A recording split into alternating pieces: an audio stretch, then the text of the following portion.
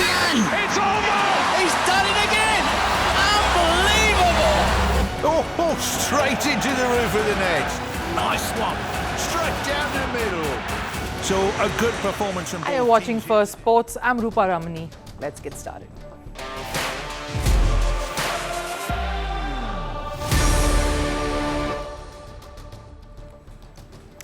On the show today, West Indies cricket is in turmoil. Now, while that has been the case for a while now, the 3-0 drubbing to Australia recently has woken up every cricketer and administrator there. The blame games have begun. Indian Premier League is being held responsible for the downfall of West Indies cricket. We tell you how untrue that is. Magnuss put down by yet another Indian teenager, resulting in wild reactions as the Norwegian, who has always dismissed India's growing talents, finally getting a taste of his own medicine. Did Carlson take the Indian chess stars all too lightly? And Arshad Nadeem has exposed Pakistan once again. The Olympic gold medalist has broken his silence, saying many of the promises post the Games win were fake and he has not received them. Is Pakistan continuing to let their own athletes down? But first, a look at the headlines on Sports 360. Starting with cricket, Rishabh Pant is unlikely to keep wickets in the fourth test between India and England at Manchester. India's assistant coach Ryan Ten Deshkarte said Pant is still recovering from that finger injury he sustained during the Lord's test. The management is focused on making him fit as a batter. In Lord's, Dhruv Jurel took over wicket-keeping duties. In football, England have made it to the Women's Euros semi-finals after beating Sweden 3-2 on penalties. Trailing 2-0 until the 79th minute of the game. England bounced back with goals from Lucy Bronze and Michelle Ajimang. They will now face Italy.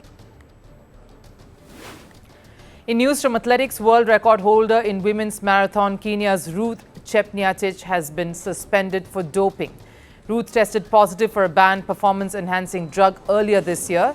In April, she had already opted for a voluntary provisional ban until the investigations concluded. The 30-year-old won gold at the 2019 World Championships. Moving to tennis, three-time Grand Slam finalist Ons Jabeur has taken a break from the sport. The Tunisian said she wants to rediscover her love for the game as she has been pushing herself too much recently. Jabeur last played Wimbledon, where she crashed out in the first round itself.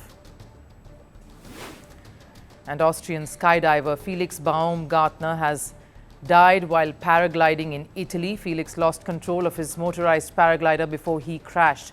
The 56-year-old fell to the ground near the swimming pool of a hotel. Reason for his crash is still unknown. The Austrian was famous for diving from space. In 2012, Felix jumped from a balloon 38 kilometers high. West Indies great Brian Lara is back in the news, this time for another record. But this reference isn't as flattering. The West Indies team created a bit of a record. They got dismissed for 27 runs, the lowest score team total in Test cricket in 70 years, which has got the West Indian Cricket Board worried and former cricketers seething. How have the once threatening side in the cricketing world become so tame and insipid, despite producing game changers of the last many decades?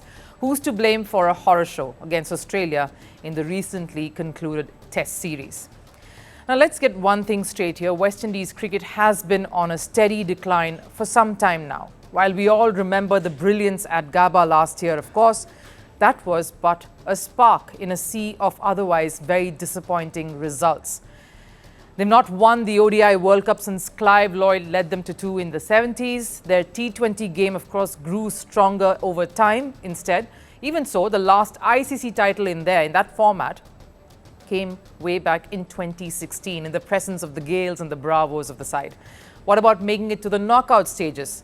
The last time that happened in ODI World Cup was again back in 2015, a blip in the T20 World Cup ever since that win in 2016. And talking about Test cricket, they've been consistent there, consistently finishing 8th in all of the 3 World Test Championships. So West Indies Cricket Board waking up now is rather too little too late, because the country has been quietly slumping for years now. So who's to blame? You could be tempted to point your fingers at the management straight off. The West Indies Cricket Board have not been able to hold on to any of their top talents. The There is no proper solid grassroots system in place. There is no domestic culture that can groom talents and hold them down here. Cricket West Indies, I really think a few heads should roll for this because they've made some wholesome changes, massive changes, that I think wasn't needed. Cricket West Indies have got to hold up their hands and be held accountable. Any skyscraper needs a strong foundation, a strong base, and going by that, West Indies has none. That also leads me on to the next issue, the board lacking the iron fist when it comes to their own players. Many have quit international cricket early on to become journeymen instead, playing T20 leagues around the world. Nicholas Pooran and recently Andre Russell have taken everyone by surprise, calling it quits from international cricket. Brian Lara, instead of looking inwards, has put the blame on T20 leagues, starting with the IPL, the Indian Premier League, for West Indies players distancing themselves from commitments with their national side.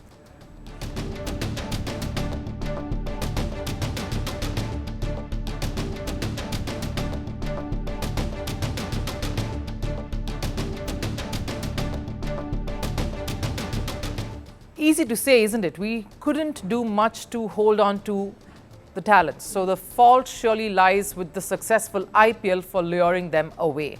Why haven't the board tried to make their own league, the CPL, the Caribbean Premier League, inspired by the IPL, of course, as attractive, if not more, than the IPL?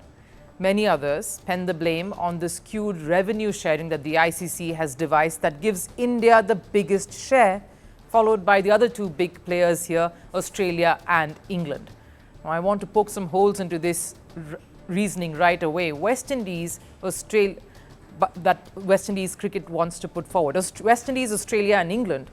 Now, these were the top cricketing nations in this sport in the early stages, with India still the country that was taking baby steps here. The country, the administrator, the people who run the sport in India have succeeded in making it so, making it one of the most powerful cricketing nations in the world today.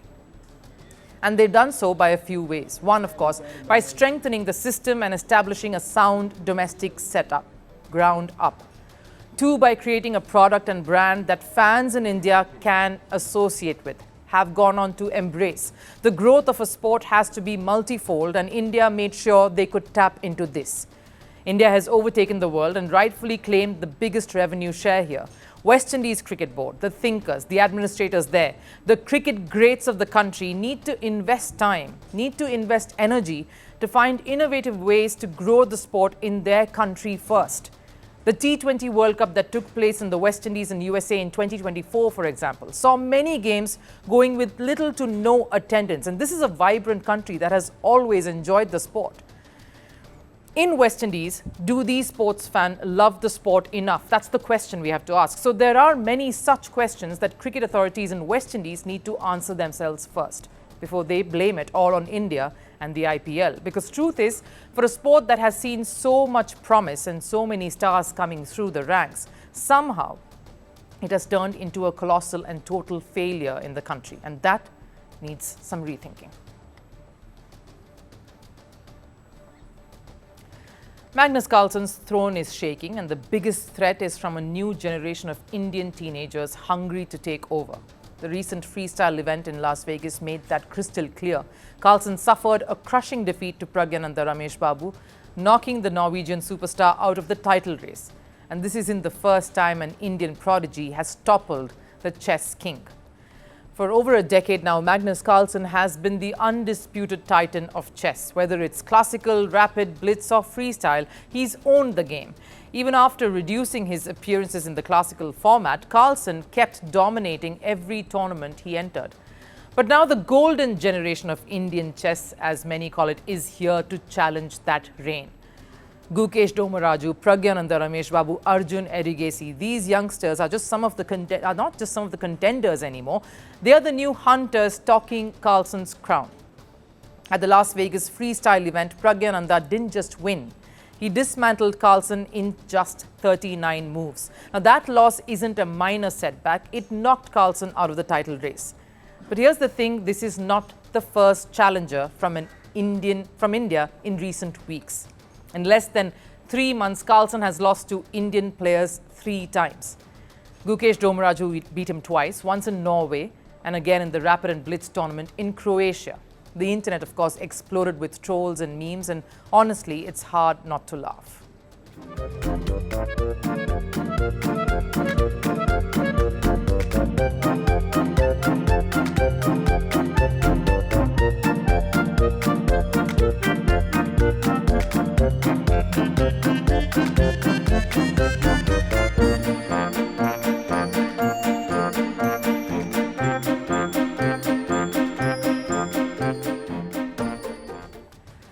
But why so much trolling? It's normal for top athletes to get beaten now and then, part of every sport, but Carlsen has repeatedly dismissed the rise of Indian talents in the past.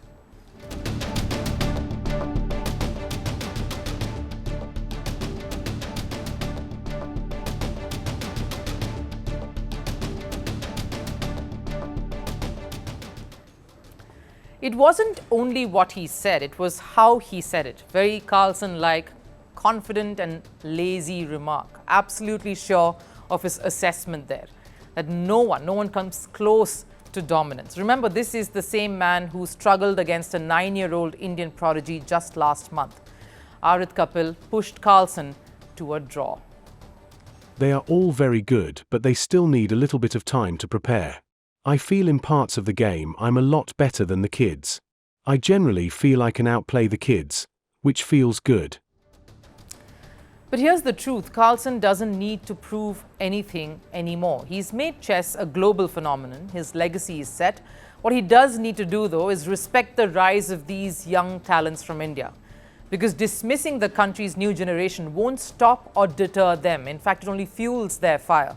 And they are getting their results to respond to his dismissive remarks. These kids are already serial winners and they're just getting warmed up. Carlsen's legacy will only grow stronger if he shows humility and recognizes the new challengers who are growing into the sport. Because you cannot keep denying reality for far too long. India is storming the chess world and Carlsen has two choices in front of him.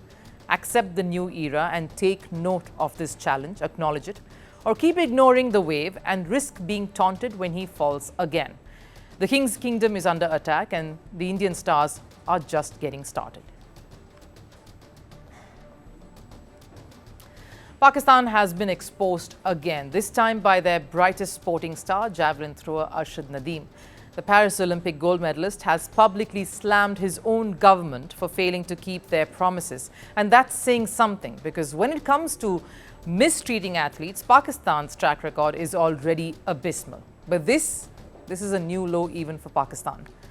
Political chaos, years of economic collapse have already ravaged the country, but what else could you expect from a nation obsessed with war while ignoring the very foundation of growth, which also includes sports? Sports was one of the few things that put Pakistan on the global map, in fact. Besides, of course, the dark shadow of terrorism, cricket was their crown jewel, a powerhouse, world beaters at one point. But even that has crumbled. Then, of course, came a fresh hope in Arshad Nadeem, the javelin ace. He rose through the ranks through his own sheer efforts, of course, competing with India's Neeraj Chopra and finally eclipsing him with a stunning 92.97-meter throw at the Paris Olympics last year, winning Pakistan's first ever individual Olympic gold.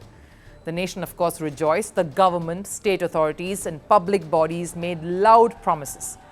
Promises in the form of cash awards, land, honors and recognition.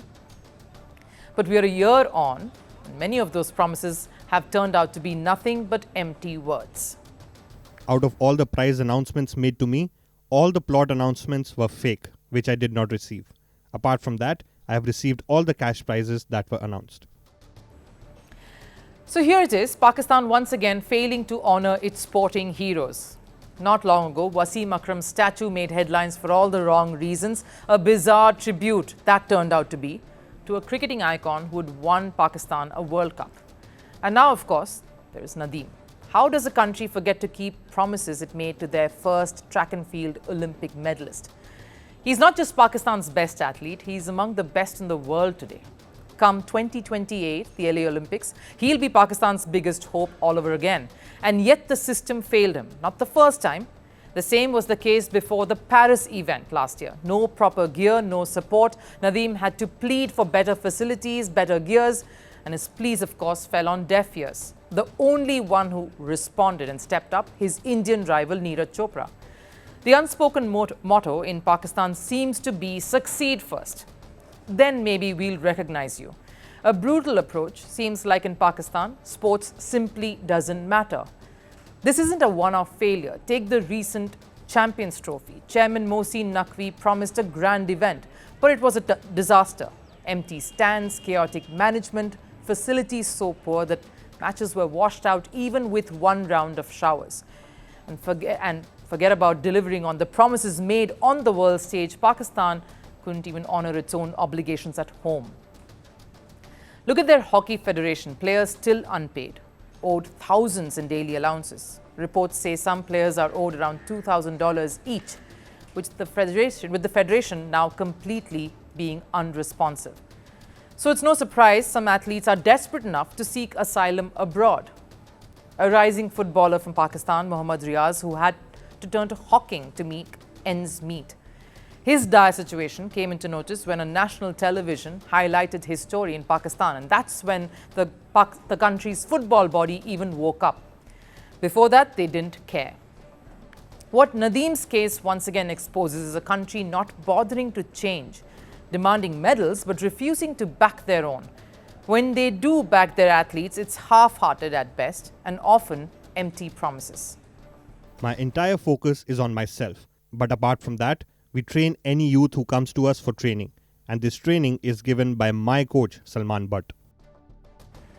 That's the real tragedy. In a nation that desperately needs heroes, its best athlete is left to fight for just not his own competitors alone, but also his own government. Pakistan's sporting future is in jeopardy, not because of lack of talent, there's lots there, but because of a system that continues to fail its very own champions. Time for last serve. The cure for unbearable heat, play a sport in snow. And I'm not talking about throwing snowballs at each other, a sport as serious as golf. North Pole experienced a quirky golf tournament, the first of its kind, and if you thought putting on a usual golf course was difficult, wait till you see the participants try it out in snow.